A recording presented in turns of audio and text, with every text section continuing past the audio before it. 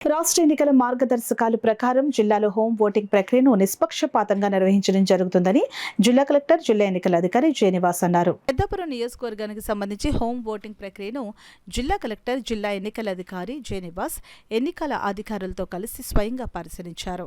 ఇందులో భాగంగా పెద్దాపురం అర్బన్ మరినమ్మ గుడి దగ్గర నివసించే గోలి మంగాయమ్మ సాతతిక వృత్తురాలు హోం ఓటింగ్ కోసం చేసిన ఏర్పాట్లను కలెక్టర్ ఈ సందర్భంగా పర్యవేక్షించారు.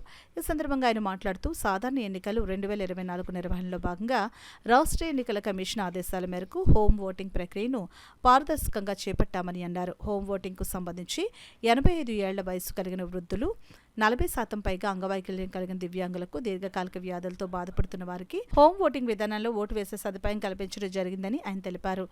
జిల్లాలలో మొత్తం 621 మంది ఈ విధానంలో ఓటు వేయనున్నట్లు ఆయన తెలిపారు. అదేవిధంగా పెద్దాపురం నియోజకవర్గంలో మొత్తం 155 మందికి హోం ఓటింగ్కి దరఖాస్తు చేసుకున్నారని అన్నారు. ఈ పర్యటనలో జిల్లా కలెక్టర్ వెంట పెద్దాపురం నియోజకవర్గ రిటర్నింగ్ అధికారి జె. సీతారామరావు, ఇతర ఎన్నికల అధికారులు తదితరులు పాల్గొన్నారు.